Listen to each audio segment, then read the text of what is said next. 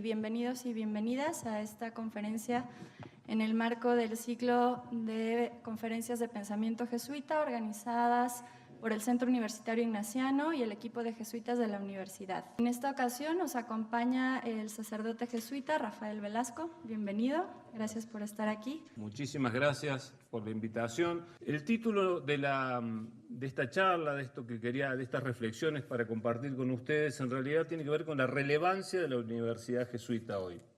¿En qué medida puede ser relevante hoy la Universidad Jesuita en esta realidad?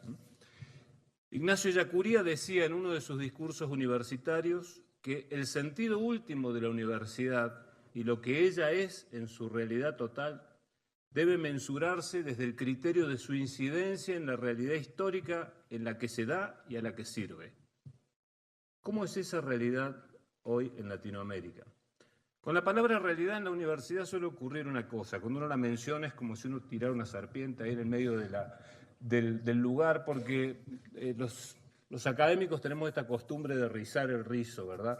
Y de entonces cuestionar las palabras, y entonces decimos, bueno, ¿qué hablamos cuando hablamos de realidad? Empiezan unos, ¿no? Los cientistas sociales dicen, bueno, somos parte de la realidad, sí, es verdad. La realidad no es algo dado, es algo que se construye, estamos de acuerdo. Estas disquisiciones que son tan caras a nosotros, universitarios, que comemos comida caliente varias veces al día, en realidad a veces son como una suerte de racionalización que nos hace evitar lo que el sentido común nos muestra. Cuando me refiero a realidad, me refiero a lo que el sentido común nos muestra como realidad. Una realidad latinoamericana que es una realidad opaca, sangrante, inequitativa, ambigua y violenta. Intentaré con algunos pequeños datos, interesados ciertamente, como todo discurso, hacer una mirada que trate de ser honrada con lo real sobre nuestra realidad latinoamericana. Según datos del informe de la CEPAL, el último informe, el coeficiente Gini en América Latina es de 0,46. Esto significa que el nivel de desigualdad es alto. América Latina sigue siendo el continente más desigual. El más pobre es África, pero el más desigual somos nosotros. Aunque la desigualdad del ingreso se ha reducido durante los últimos años, América Latina sigue siendo la región con más desigualdad. En el 2015, el 10% más rico de la población de América Latina había amasado el 71% de la riqueza de la región. Según los datos de Oxfam, si esta tendencia continuara, dentro de solo 6 años, el 1% más rico de la región tendría más riqueza que el 99% restante. Entre 2002 y 2015, las fortunas de los millonarios, de los multimillonarios de América Latina, crecieron en promedio un 21% anual, es decir, un aumento 6 veces superior al Producto Interno Bruto de la región, según las estimaciones de Oxfam. Gran parte de esta riqueza se mantiene en el extranjero, en paraísos fiscales, lo que significa que una gran parte de los beneficios del crecimiento de América Latina está siendo acaparada por un pequeño número de personas muy ricas a costa de los pobres y de la clase media.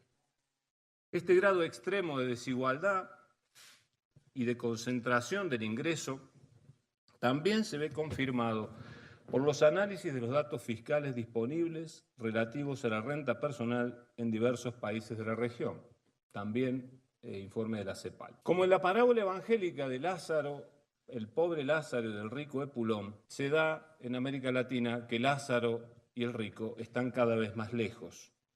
Los obscenos banquetes del rico Epulón no dejan caer ni derramar, utilizando el término neoliberal, las sobras sobre el pobre Lázaro. El pobre Lázaro cada vez más pobre, cada vez más llagado, cada vez más drogado para sobreponerse. La brecha es cada vez más grande y casi, como al final de la parábola, no se puede pasar de allí a aquí. Los niveles de violencia, Caín medrando entre nosotros. La Organización Mundial de la Salud dice que América Latina y el Caribe tiene la tasa más alta de homicidios del mundo. Cerca de 500.000 de personas cada año son víctimas de homicidio en el mundo, lo que representa una tasa de 6,4 por cada 100.000 habitantes, y que en América Latina se dispara a 18,6 víctimas por cada 100.000 habitantes. Esto según datos de la Organización Mundial de la Salud. La tasa de homicidios en América Latina son sustancialmente más elevadas que en otras regiones del mundo. Podemos decir que un cuarto de los homicidios del mundo ocurre en América Latina, a pesar de que solo alberga el 10% de la población mundial. Ciertamente esta realidad de la violencia no tiene una lectura lineal, como la que acostumbran ensayar superficial e interesadamente muchos divulgadores y empresas de comunicación y del entretenimiento. Inmediatamente se vincula a la violencia con los pobres, ¿no? Estigmatizando a los pobres, que son los artífices de la violencia, según este discurso lineal, interesado, clasista. La violencia tiene que ver con la inequidad y como en la saga de Caín y Abel, esa violencia, aunque se consuma en homicidios que suelen involucrar a personas marginales, no pocas veces está motivada por Caínes de guante blanco y trajes caros que mandan a matar por droga, por control de territorios, por conveniencias económicas y políticas. Una violencia caínita que, como en el texto bíblico, empieza del centro a la periferia, de quien está instalado sobre el que vive en los márgenes. Si recuerdan la parábola esta de Caín y Abel, Caín pertenecía a la cultura central, era agricultor, que era la cultura que dio origen a los asentamientos urbanos. Abel era pastor, es decir, que vivía en la periferia, los pastores tenían muy mala fama, eran considerados ladrones, los beduinos. Y la violencia no empieza del margen, es decir, de Abel hacia Caín, empieza de Caín hacia Abel, es decir, desde el centro hacia la periferia, del que está acomodado sobre el que vive en la precariedad. También como en esta saga, la violencia comienza con la exclusión y la marginalización. Y finalmente, con la estigmatización de los pobres. Caín y el rico Epulón hacen de las suyas en América Latina. Y he aquí la paradoja. Latinoamérica es la tierra donde más se pronuncia y se escucha el evangelio del amor y de la justicia. Y es la tierra de la pobreza y el sufrimiento, de la violencia y de la injusticia estructural. En este contexto está la universidad. ¿Qué significa entonces para una universidad jesuita existir en este ambiente? ¿Qué responsabilidades tienen nuestras universidades en los procesos de empobrecimiento y violencia? Y más aún, ¿podemos pensar esas realidades solo desde fuera? ¿No seremos acaso un engranaje amorfo e ingenuo que apenas impacta en las tendencias socioculturales de mediano plazo? ¿No es verdad que las universidades latinoamericanas, sus escuelas de Derecho y de Ciencia Política han abastecido proyectos políticos que han violado sistemáticamente los derechos humanos? ¿Acaso no han sido nuestros centros de estudios económicos una fuente en donde se han alimentado proyectos ineficientes de privatización de la economía al servicio de unos pocos, de concentración de la riqueza en perjuicio de las mayorías? En el marco de este contexto socioeconómico y en una sociedad plural me pregunto, ¿qué ideas conductoras pueden deducirse de la tradición bíblico-cristiana e inspirar la misión de nuestras universidades y su triple función de docencia, investigación y proyección social del conocimiento? La sensibilidad hacia el sufrimiento de los otros caracteriza la nueva forma de vivir inaugurada por Jesús. Es la expresión más nítida de la unidad de amor a Dios y al prójimo, subrayada por Jesús. Existen parábolas con las cuales Jesús ha marcado la historia de la humanidad.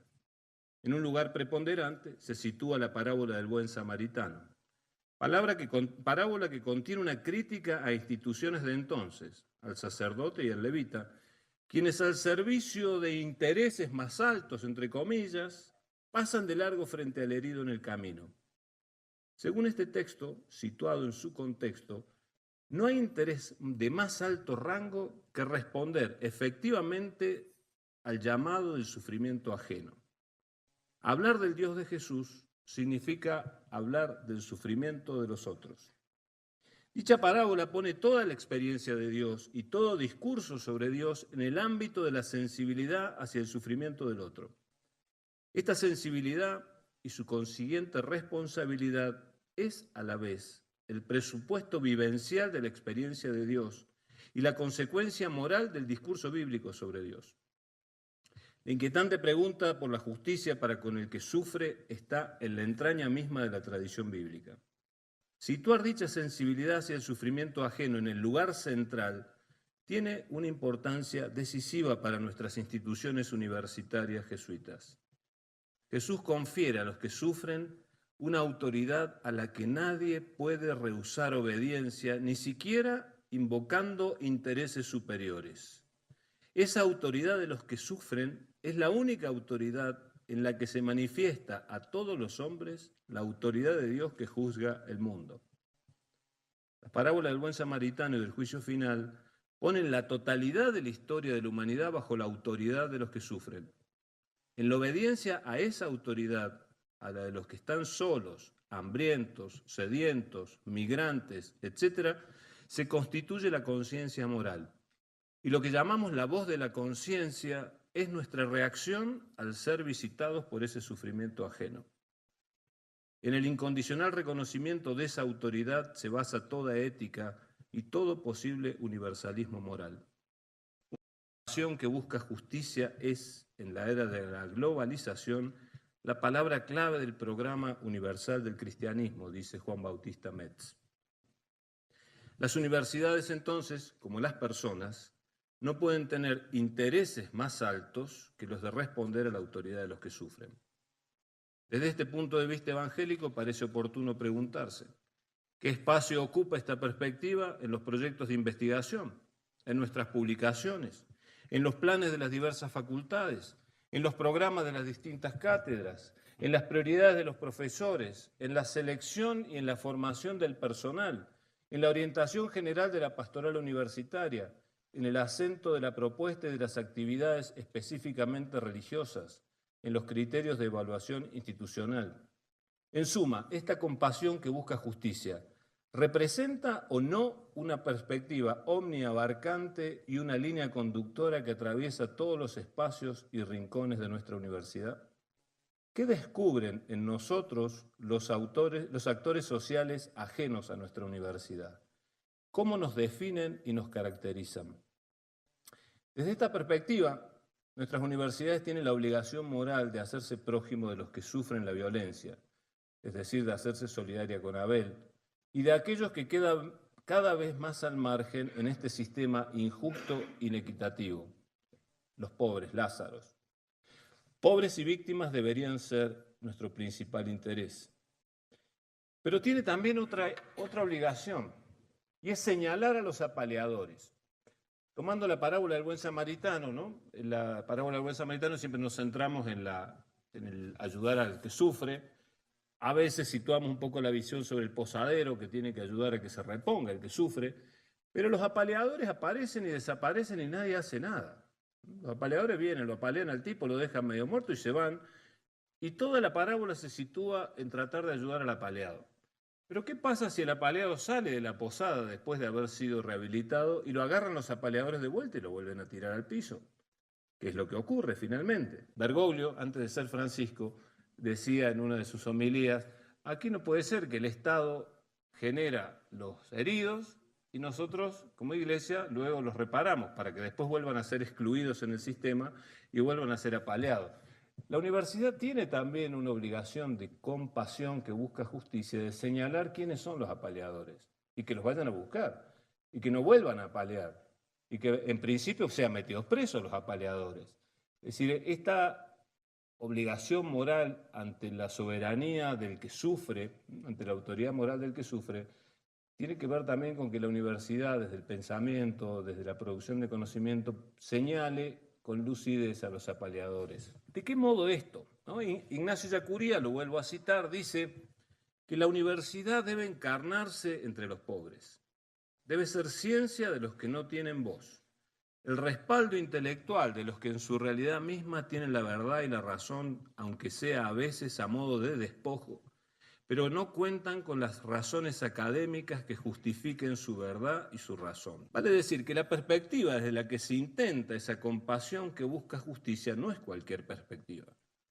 No es una supuesta asepsia intelectual del conocimiento, sino una perspectiva comprometida con la mirada del apaleado de la parábola o con la de los más pequeños de la parábola del juicio final. En términos de John Sobrino, la perspectiva de las víctimas.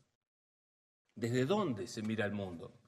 Los jesuitas tenemos dentro de nuestra tradición, en los ejercicios espirituales, una contemplación que la solemos sacar al ruedo bastante, que es la contemplación de la encarnación. En la contemplación del misterio de la encarnación, Ignacio empieza diciendo cómo la Trinidad mira al mundo, ¿no? Y viendo cómo nos apaleamos y nos creamos infiernos entre nosotros de violencia, de guerra, de exclusión, decide que la segunda persona se haga hombre. Por lo general, cuando uno hace esa contemplación, la Trinidad mira. ¿Desde dónde mira la Trinidad? Por lo general, la tentación es decir la Trinidad mira al mundo desde arriba. Si uno mira al Dios del Evangelio, en realidad la Trinidad mira desde el pesebre de Belén, desde la cruz, desde la mesa de los publicanos, de los leprosos, de la mirada de los pobres. Desde ahí mira. ¿Desde dónde mira la universidad la realidad? ¿Desde dónde miramos nosotros, universidades jesuitas, universidades de inspiración cristiana, la realidad? Incluso con la mejor buena voluntad para ayudar a transformar esa realidad, a detener los apaleadores, a hacernos solidarios con la soberanía y la autoridad de los que sufren. ¿Desde dónde? Deberíamos mirar desde los pesebres, desde la mesa de los pecadores, desde el lugar de los leprosos, desde las mujeres que son rehabilitadas, pero que han sido excluidas por una religión que excluye a las mujeres. Desde esos lugares, desde dónde mira la universidad. Deberíamos mirar desde ahí, pero es un problema asumir esa mirada. Lo que John Sobrino dice en la introducción a su segunda Cristología, que recomiendo esa lectura, él señala una aporía interesante y vigente, no solo para la teología, sino para cualquier disciplina científica o para cualquier institución que desee asumir honestamente la perspectiva de los pobres. Él dice, los seres humanos podríamos dividirnos en dos grandes grupos, en los que dan la vida por supuesto y los que no dan la vida por supuesto. Y los que damos la vida por supuesto somos las personas que nos levantamos a la mañana, que sabemos que probablemente llegaremos al final del día sin grandes dificultades, porque tendremos los recursos para hacerlos y si no, tendremos una red social que nos ayudará. Los que damos la vida por supuesto, suponemos que vamos a llegar a fin de mes sin más o menos problemas, pero los que no dan la vida por supuesto, no saben si van a terminar el día porque puede ser que tengan que pasar entre medio de una balacera por un ajuste de cuentas, por la droga. Entonces dice, de acuerdo al lugar donde uno esté, las realidades se ven de manera diferente. ¿Qué significa la educación para nosotros? Que damos la vida, por supuesto. Significa que sin muchas dificultades nosotros podremos transitar el sistema educativo, primaria, secundaria, entrar sin muchas dificultades a la vida universitaria, obtener un título y probablemente obtener un buen trabajo que nos dé para vivir, para realizar determinados sueños. ¿Qué significa educación para alguien que vive en mi barrio? En el barrio El Colibrí, así se llama el barrio. Y significa ir a una escuela pública que es más o menos un comedor donde se imparten algunas clases, que se va a la escuela porque se va a comer a la escuela, se va a desayunar o se va a almorzar en la escuela. Y también se va porque hay obligación, porque a la familia le pagan la asignación universal por hijo si el hijo está en la escuela, si está escolarizado. Ahora, ¿qué significa el título que recibe cuando termina la secundaria? Un fraude significa. Porque cuando quiere entrar a la universidad no puede porque no entiende los textos que lee. ¿Qué significa entonces ese título para esa persona, para ese joven, esa chica? Significa que con suerte va a poder conseguir un trabajo de repositor en un supermercado que pide como uno de los requisitos que tenga el secundario completo. La educación significa cosas diferentes de acuerdo a qué lado estamos. La justicia significa cosas diferentes. Para nosotros justicia significa que creemos que hay una cierta imparcialidad, cosa que no es verdad porque las cárceles están llenas de pobres, que si tenemos un problema judicial tenemos un abogado que nos va a asesorar, vamos a entender lo que dice un exhorto judicial. Para la gente que vive en la periferia, que les llegue un exhorto judicial a su casa significa que están presos, no van a tener abogados que los van a defender, tendrán que ir al defensor público que con suerte a lo mejor se ocupe de su causa, pero eso significa la justicia para ellos. De acuerdo al lugar donde estemos, vemos la realidad diferente. Dios también se ve de manera diferente. La fe se ve de manera diferente. Los objetos de la fe se ven de manera diferente. Entonces, ahí la aporía, plantea John Sobrino, y es verdad que quienes hacemos vida académica, vida universitaria, somos los que damos la vida, por supuesto. ¿Cómo intentar asumir la perspectiva de los sectores populares, de los pobres, de los empobrecidos, de los excluidos, si no somos de ellos? Pero nosotros hacemos ciencia, académicamente hablando, ¿no? científicamente firmada por los CONICYT, CONICET o centros de validación que haya en cada país. Cómo asumir esa perspectiva de los más pobres desde nuestro lugar. Es posible, creo, o factible, ir dejándonos iluminar por esa perspectiva de los que más sufren, asumiendo un acercamiento respetuoso, humilde, a su realidad. De ese modo es posible a lo mejor generar un entrecruzamiento de horizontes entre nuestra realidad académica y los horizontes y las realidades de los sectores más desfavorecidos. Doña Gina, una señora de nuestro Hogar 3, uno de los barrios donde nosotros trabajamos en la universidad, apenas fuimos con todo nuestro ímpetu transformador y colonizador, doña Gina, una señora de la comunidad, nos paró y nos dijo, mire, con sus conocimientos pero con nuestras ideas vamos a trabajar, ¿no? Nos puso los puntos, dicen allá en Argentina. En el fondo ese entrecruzamiento de horizontes tal vez es el único modo en que podemos respetuosamente ayudar a transformar la realidad o a acompañar los procesos de liberación de las grandes mayorías. Así los contenidos de nuestras ciencias serán iluminados de alguna forma por la perspectiva de los pobres y excluidos, por la perspectiva que ellos tienen acerca de los objetos de la ciencia. Intentar asumir esta perspectiva honestamente y esa luz tiene entonces muchas implicancias en nuestro modo de hacer ciencia. Esto implica, por ejemplo, favorecer de manera sistemática y planificada experiencias de cercanía con los pobres en el proceso de enseñanza-aprendizaje. Ustedes tienen muchos ejemplos de eso, ¿no? Pero experiencias académicas, validadas académicamente, pero en los sectores populares, donde se entrecruzan los horizontes, ¿no? Enviar a nuestros estudiantes de arquitectura a trabajar en las barriadas más populares, en los pueblos jóvenes, villas de emergencia le llamamos nosotros. Pero este tipo de experiencias, favorecerlas de una manera sistemática, planificada y que favorezcan esta cercanía desde lo académico. Significará también para la universidad priorizar determinados temas y determinadas perspectivas de investigación.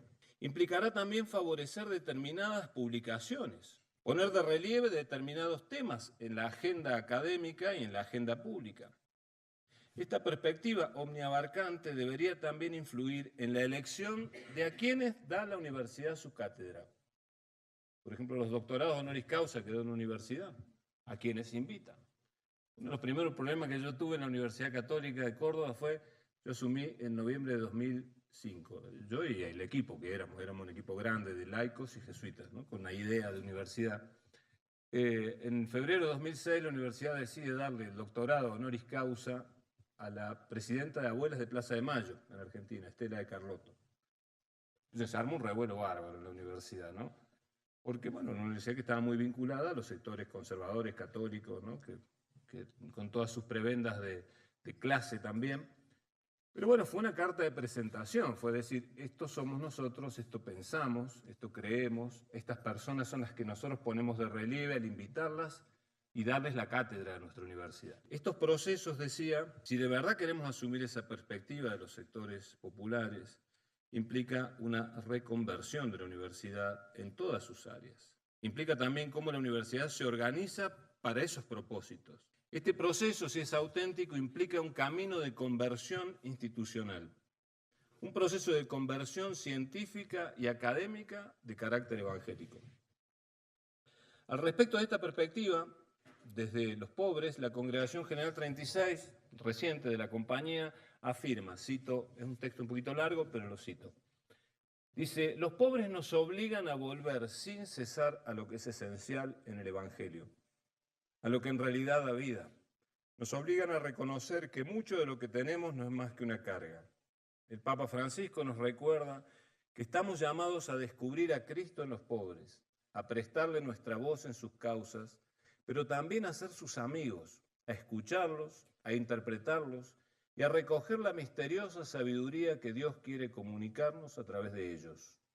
Esta actitud va contracorriente de lo que es normal en el mundo, en el que, como dice el Coelet, la sabiduría del pobre se desprecia y nadie hace caso de sus consejos.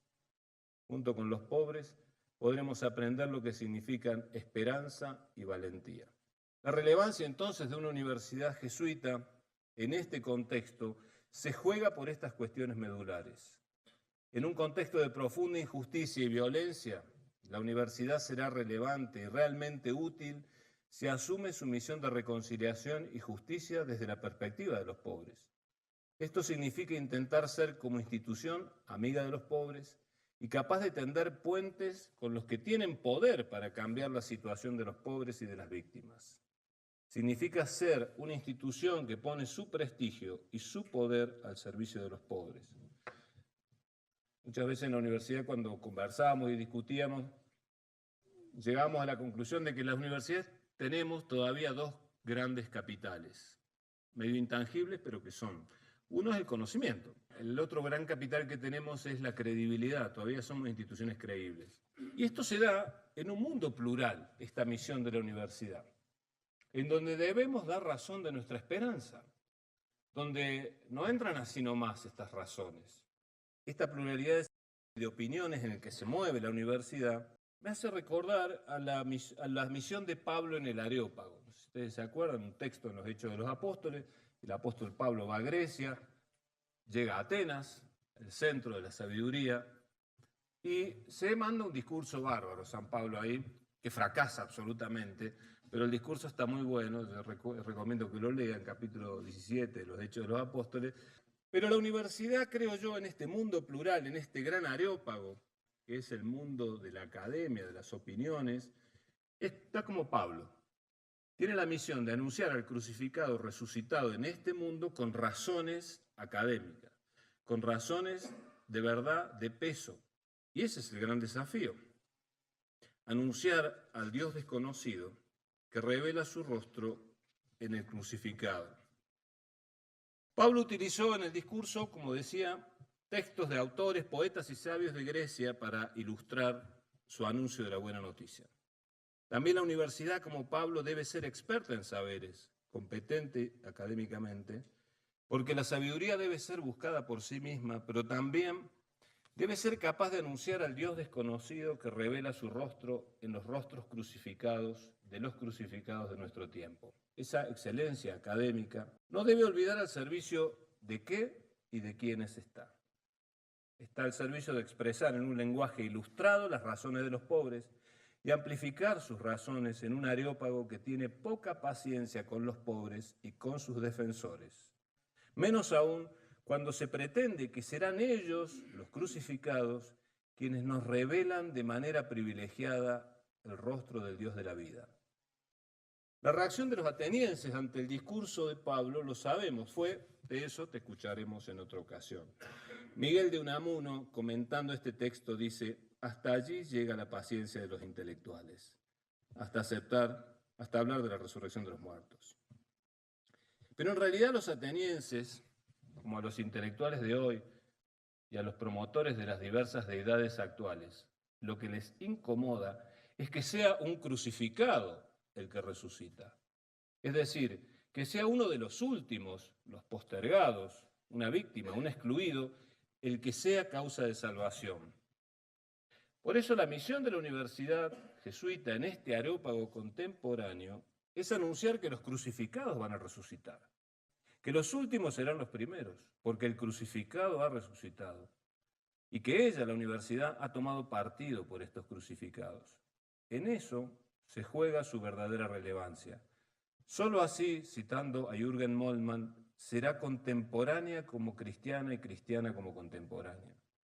Al decir de Moltmann, así la universidad será discípula de Jesús que, cito, para los sabios fue un necio, para los piadosos un escándalo y un revolucionario para los poderosos, siendo por eso naturalmente crucificado. Todos sabemos aquí, sabemos la complejidad que significa una universidad.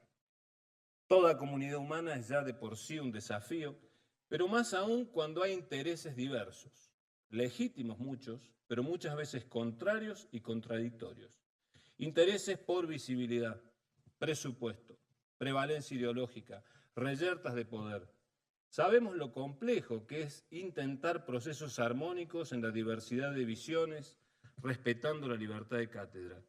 Lo complejo que es conseguir fondos para investigar determinados problemas que no están en la agenda de los que financian congresos y otorgan los grants. Sabemos lo complejo que es manejar la hoguera de las vanidades que es el mundo académico. Lo sabemos. Sin embargo, no podemos excusarnos en eso para no intentar. Todo esto es también parte de la vida universitaria. Y en medio de todo esto debe darse el anuncio del crucificado resucitado. Nada es fácil.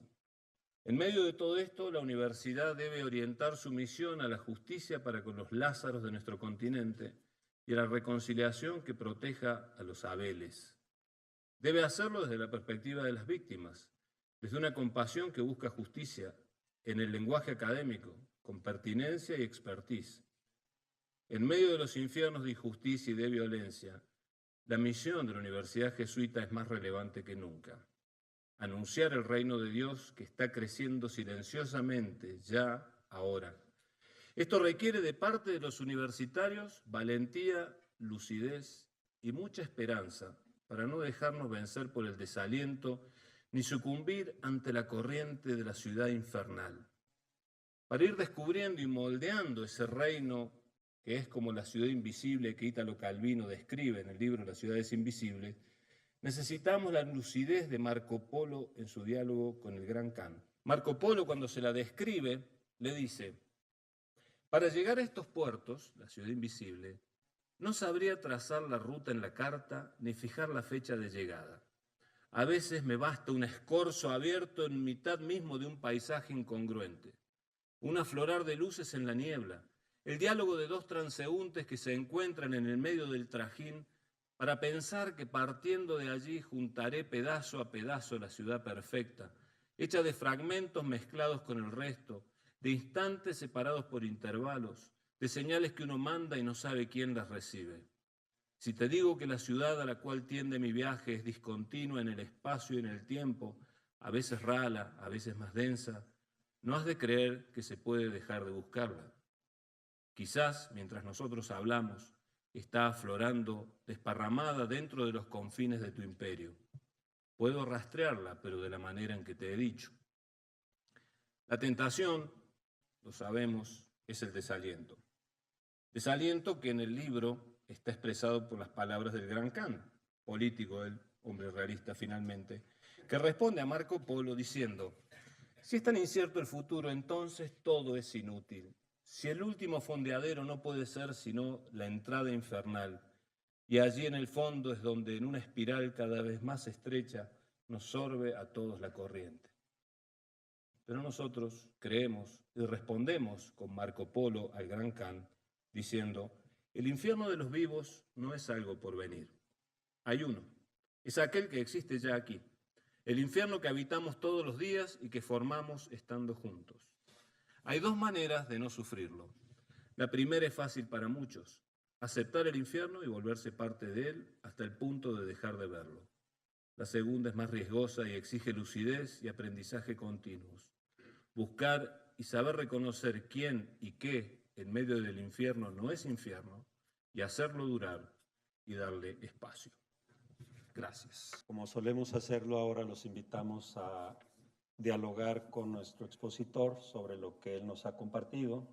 Las universidades se dedican a reproducir las clases sociales que ya existen, pero también haciendo cita a Pierre Bourdieu y él creo que a Blas Pascal, ¿cuál es la función de los investigadores? Cuando dice que la función de todo proyecto de investigación es desnaturalizar lo que parece natural. Yo recibo muy bien la sugerencia que usted hace de definir cuáles son los proyectos de investigación que se tienen que realizar aquí en la universidad. Debe de haber unas líneas de investigación predefinidas y preacordadas por la academia que tengan un impacto social y que se aborden desde todas las disciplinas. Nosotros hicimos una gran discusión entre los investigadores que teníamos, los decanos, los secretarios del área académica, algunos estudiantes también, sobre cuáles eran las áreas, problemas sobre las que queríamos producir conocimiento en la universidad.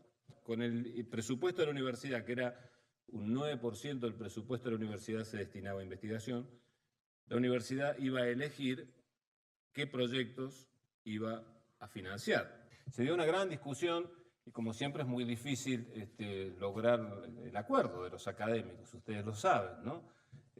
Yo contaba, ayer me hacían un reportaje, decía que una vez cuando fuimos en nuestro mes de hospital, en el noviciado, a una institución donde había enfermos psiquiátricos, y a un compañero mío se le ocurrió hacer una carrera. Les dijo, bueno, vamos a correr una carrera, ya. Y salieron cada uno corriendo para su lado, ¿no? A veces esas reuniones parecían esa carrera de nuestros amigos en el hospital. Cada uno corre para su lado porque defiende su proyecto, defiende su financiación, ¿no? Tiene que presentar en el CONICIT o como se llame, un proyecto que después tiene que evaluar para conseguir dinero para el siguiente proyecto, para conseguir dinero para el otro, por cierto. Romper esa lógica o acordar en esa lógica es muy complejo, pero hay que intentarlo. Es lo que nosotros intentamos estableciendo 5 áreas problemas sobre las que nos interesaba producir conocimiento a nosotros y sobre las que íbamos a promover grupos de investigación, sobre las que íbamos a promover financiamiento. Bueno, marginalidad, discriminación y derechos humanos era una primera área, ¿no? El problema ambiental el segundo, las patologías prevalentes en Córdoba era el tercer problema, las tecnologías aplicables y después las políticas de gobierno y de gestión, ¿no? Un acuerdo que implica, bueno, eso, lo que significa acordar, que no todos se quedan contentos con todo, pero que se va logrando algo en una dirección, digamos, ¿no? Sí, es un tema, ¿no? Tiene que ver con la posibilidad de ir generando esas políticas, donde, bueno, la orientación ayuda a ir generando, y uno como universidad o como gestión universitaria señala el rumbo donde pone los dineros y donde pone las personas, ¿no? Si una prioridad es prioridad cuando ponemos personas y personas altamente cualificadas y ponemos recursos, ¿no? ¿Qué pasa cuando dentro de nuestra propia comunidad, a la par que estamos trabajando por ser una voz política en favor de los más desfavorecidos, también nos volvemos los apaleadores de ciertos grupos o en que esas voces oprimidas pudieran encontrar vías institucionales de hacer su voz ser escuchada? Yo particularmente padecí bastante eso. Es compleja esa mirada entre el afuera y el adentro. Es verdad que como uno gestiona las relaciones y organiza las relaciones de la comunidad universitaria dice mucho de quién es uno. También a lo largo de los años yo he visto que también puede ser una buena coartada para no hacerlo de la afuera. Las universidades, todos ustedes lo saben, son instituciones con una fuerza centrípeta enorme. Que una gestión universitaria dé vuelta a la cosa y diga, no, miren, hay que pensar hacia afuera, porque la universidad no se debe a sí misma, sino a la afuera, es un punto. Que tiene que estar en ese equilibrio con el adentro, ¿no? Con cómo nosotros podemos salir a decir determinadas cosas, si tenemos cierta consistencia en cómo intentamos al menos, ¿no? A veces no nos salen las cosas, pero ya decía Eliot, solo nos es dado intentar, lo demás no nos incumbe, decía, ¿no? Bueno, cómo intentamos cierta consistencia institucional. Esos procesos son también arduos, sí, porque ya digo, implica presupuesto, implica también un recambio institucional, conversión institucional hacia adentro, ¿no? Yo decía esto durante las palabras que dije, las reflexiones, que si este proceso es auténtico debería llevar a cambiar nuestro modo de organizarnos institucionalmente, ¿no? Yo quería preguntarte sobre todo tu experiencia como rector de la Universidad Católica de Córdoba y las claves para estos cambios. ¿Qué teoría del cambio usaste? ¿Hasta dónde lograste cambiar? ¿Qué sugieres para cambiar esto con la mirada hacia afuera y con la intención de articular también, que esta es otra pregunta, lograste articular investigación, formación, vinculación? Teoría del cambio, ninguna. Sí, básicamente soy un hombre pragmático, como el gran Kant. Pero, a ver, ¿cómo fue que ideamos el proceso? Eso es lo que puedo contar, ¿no? Cuando el provincial dice, bueno, que yo iba a ser el rector de la universidad, tuve tiempo para reunirme con gente con la que pensábamos en la universidad de una determinada manera, ¿no? Laicos, laicas y algunos jesuitas, ¿no? Y discutimos durante bastante tiempo una especie de como 10 mandamientos de lo que queríamos de nuestra gestión universitaria. que tenía que ver con lo académico, con la docencia, la investigación. Es decir, ahí había un germen de lo que nosotros queríamos de la universidad. A partir de ahí comenzamos como a enunciarlo en algunos borradores de políticas académicas, por ejemplo, cómo hacer esta vinculación de la docencia con los procesos sociales, con la realidad social. Generamos la Secretaría de Proyección y Responsabilidad Social Universitaria, de Proyección Social y Responsabilidad Social. A partir de ahí empezamos a promover económicamente, es decir, con incentivo económico, como incentivamos la investigación, proyectos que fueran académicos evaluados en sectores populares y programas, es decir, programas más estables. Empezamos a generar también una cierta docencia sobre este modo de enseñanza-aprendizaje, trayendo gente competente para eso. Yo puse como vicerrectora y vicerrectora a personas que estaban en esta línea, con una visión académica, es decir, respetados académicamente, porque uno de los problemas con esta visión es que te dicen, sí, sí, de eso te escucharemos en otro momento, como a Pablo, ¿no?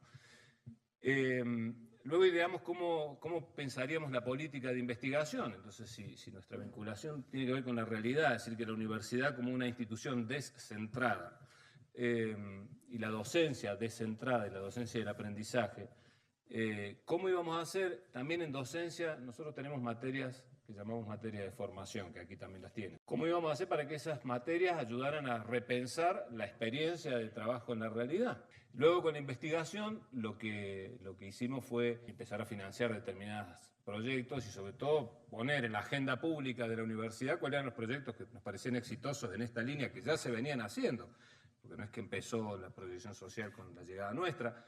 Lo que empezó fue un proceso sistemático de que la proyección social y el compromiso social de la universidad fuera como la vara de la calidad académica y fuera como el espíritu que impregnara el modo de investigar, el modo de las presencias públicas de la universidad. A partir de ahí establecimos el área de comunicación, qué cosas iba a publicar de la universidad, cuáles eran los sectores donde nos interesaba incidir. Eso implicó discusiones luego, cuando ya estuvimos en el gobierno de la universidad, con los decanos, en el consejo académico, para ir estableciendo, por ejemplo, cómo se seleccionaban los docentes que ingresaban a la universidad. Nosotros establecimos un sistema de concurso, por oposición, con antecedentes, pero bueno, pusimos que para evaluar los antecedentes, evaluaba con mayor puntaje aquel que pudiera acreditar experiencias académicas de impacto social, aquel que tuviera investigación, que estuviera vinculada a problemáticas sociales que a la universidad le interesaban. Y a partir de ahí empezó todo el sistema de concursos en las unidades académicas. Fue todo un proceso que llevó varios años esto, ¿no?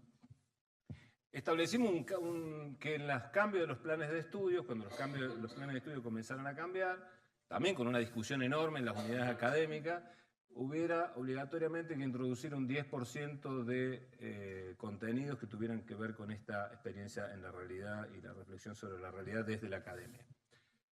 Establecimos una política de becas en la universidad, ¿no?, para mayor inclusión de estudiantes que no podían acceder. Establecimos también dos cosas que no había en la universidad para nuestros docentes. Nuestros docentes no tenían seguridad social. Bueno, la universidad puso la obra social a los docentes. Eso hizo bastante más creíble lo que estábamos haciendo. Era un acto de justicia, ¿no?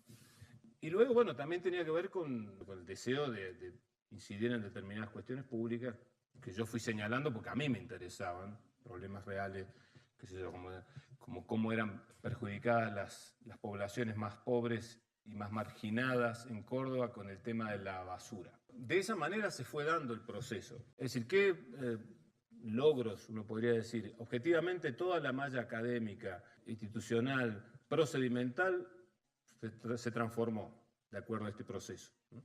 Es decir, hubo ahí la evaluación que hizo la CONEAU, que es la Comisión Nacional de Evaluación y Acreditación de las Universidades, de los 6 años, del 2006 al 2012, hizo una evaluación altamente laudatoria de cómo este modo de ver la universidad iba permeando el proceso académico, los procesos de formación personal, los procesos de proyección social de la universidad. Estas son algunas de las cosas que me acuerdo, pero digo, fuimos como graduando este proceso, pero en una discusión en donde participaron todos los actores, en los procesos de selección de decanos y decanas, y de secretarios y secretarias de la universidad. Claramente consultamos a estudiantes, a los profesores, a los claustros de profesores, pero una de las cosas que para nosotros nos inclinaba entre uno y otro tenía que ver con esta orientación, claramente. En 8 años, bueno, algo de eso se vio plasmado en la universidad. Quienes fueran, por ahí los abanderados del proceso de transformación, fueran personas que eran respetadas académicamente, porque en el fondo, si no, lo que ocurre es que pasó en otra universidad católica en Argentina, que me invitaron a hablar una vez, y un decano dijo, bueno, sí, acá se hacen estas cosas así de asistencia social, ¿no? Así era, ¿no? Y con el gesto incluso. Diciendo, sí, hay un grupo que hace esto, pero lo nuestro es los papers y dale para adelante con lo que da plata, digamos, ¿no? Bueno, claro, ese proceso implica que vos tenés personas que la gente dice, si este está en esto, debe ser algo de calidad, ¿no? Bueno, logró mucho trabajo fue convencer a determinados docentes, ¿no? Nosotros teníamos un tipo así que había escrito, le habían publicado en Nature un artículo, había sido el primer equipo argentino que había publicado en Nature sobre Giardia, que es un parásito,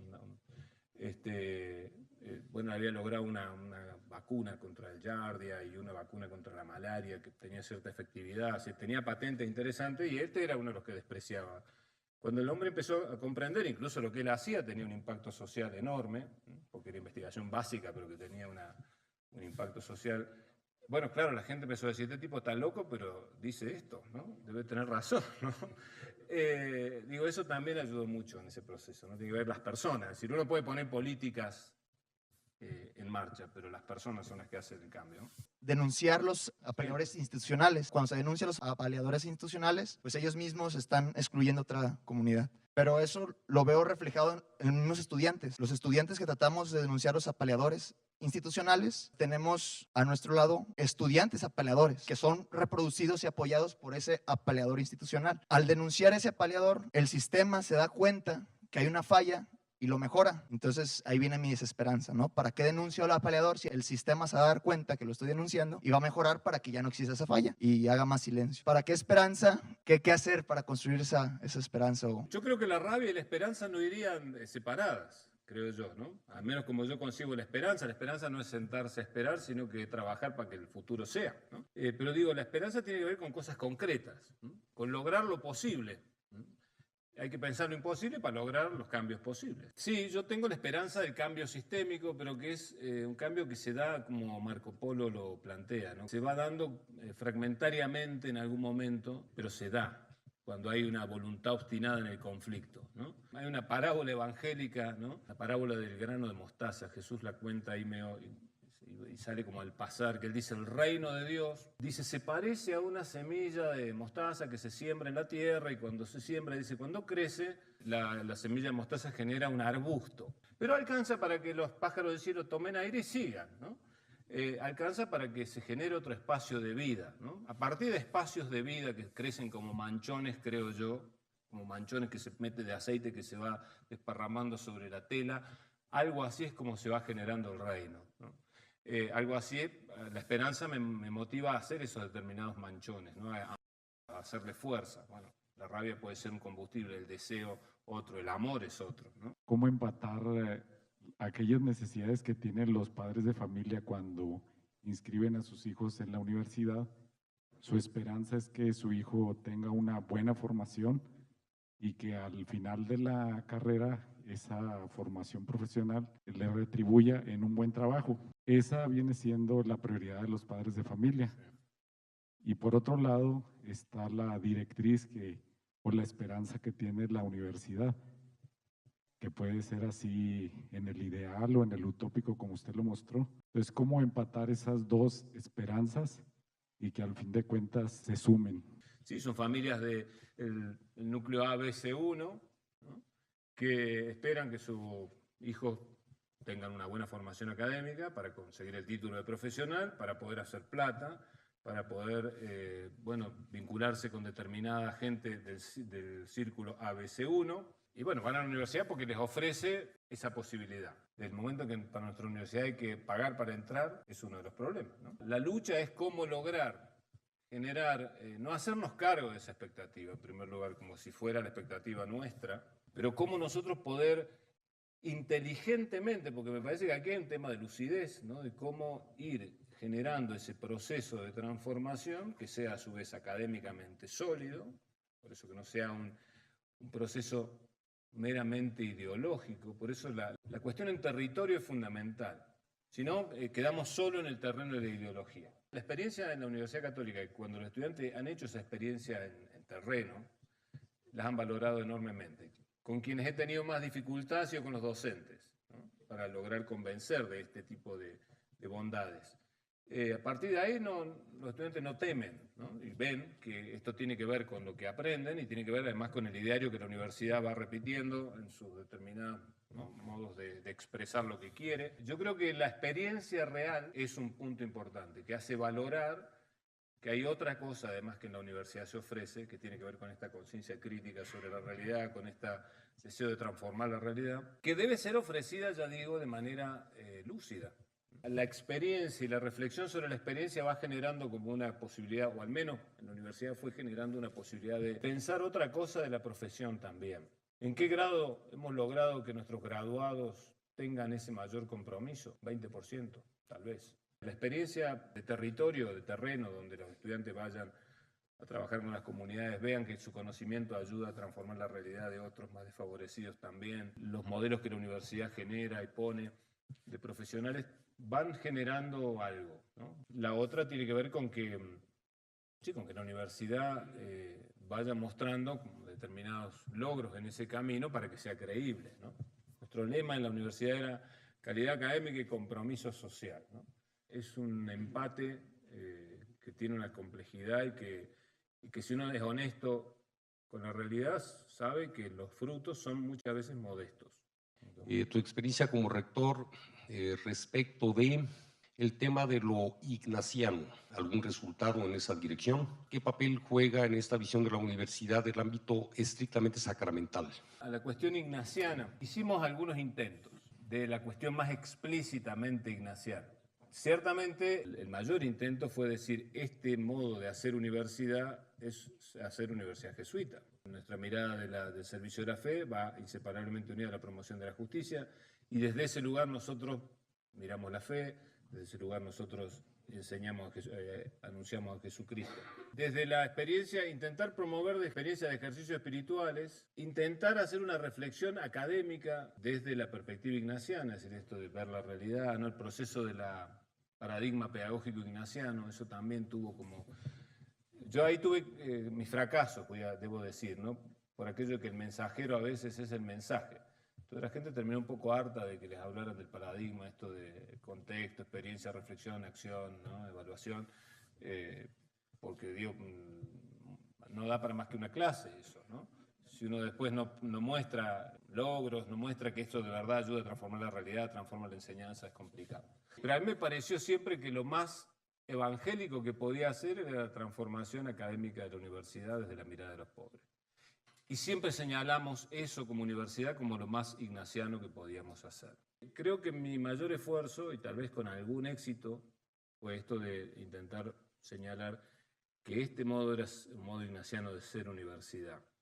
Bueno, creo que una característica del trabajo apostólico de la Compañía de Jesús es la colaboración con otros. Y otras dos características importantes de los jesuitas es la profundidad espiritual y la profundidad intelectual que se alcanza a lo largo del tiempo que es largo de la formación de los jesuitas. Vemos que la universidad es un claro ejemplo de la colaboración con otros. ¿Cómo concebir una universidad en la que en un futuro, viendo que cada vez los jesuitas son menos, quizá el ITES o cualquier otra universidad jesuita no podrá tener un rector jesuita en el CUI, que es el Centro Ignaciano? ¿Cómo crear una dinámica comunitaria para que otras y otros alcancen esta profundidad espiritual, sobre todo intelectual, que la van alcanzando a lo largo del tiempo, pero que se llegue a una verdadera colaboración con otros, ¿no? Ver a una rectora de repente de alguna universidad de la Compañía de Jesús, ¿qué piensas de esto?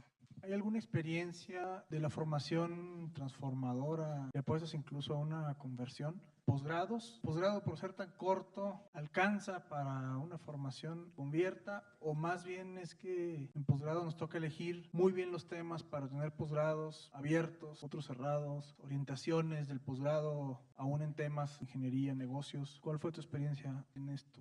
Sí, a mí me parece que uno de los temas que a mí más urticaria me da en la compañía es que cuando nos pasamos hablando de dos grandes vacas sagradas, colaboración y redes. En la medida que compartimos una misión, y compartimos una misión laicos, laicas, en nuestras universidades, el proceso ese, deberíamos confiar en ese proceso, en donde ya se da la colaboración. ¿Cuántos jesuitas trabajan en la Universidad Católica de Córdoba? 8.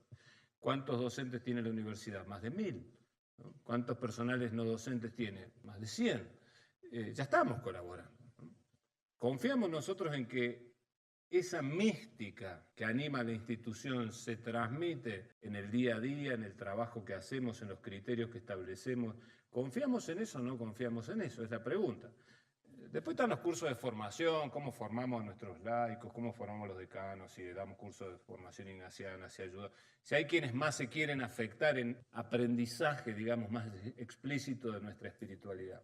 Entonces a mí no me asusta la idea de que haya una rectora en la Universidad Católica de Córdoba. Lo que sí me parecería un fracaso nuestro es que tuviéramos que traer a alguien de fuera y no a alguien que está en la carrera académica y que ha estado años con nosotros y que ha de algún modo ido absorbiendo ese modo de ser. Si la espiritualidad se absorbe en la vida, me parece a mí, ¿no? Bueno, ¿cómo hacemos procesos confiables que van transmitiendo en la vida eso? Pero me parece que la colaboración existe. También a mí me parece interesante la universidad colaborando con la gente de fuera, con las orientaciones del posgrado, es decir, qué temas hemos elegido, la orientación de los docentes, y había también como materias, 2 materias de formación, ¿no? Algunos docentes que podíamos elegir para el posgrado y estas materias que eran de cursada obligatoria en el posgrado, que bueno, ayudaban a generar determinadas preguntas. También con frutos bastante variopintos, ¿no? A nombre del CUI y del equipo de jesuitas y en el marco de la celebración de los 60 años del ITESO, les agradecemos mucho su asistencia y te agradecemos mucho, Rafael, por compartirnos su experiencia, que creo que sin duda inspira los próximos 60 años del ITESO. Muy bien, bueno, muchas gracias a ustedes por estar acá hoy.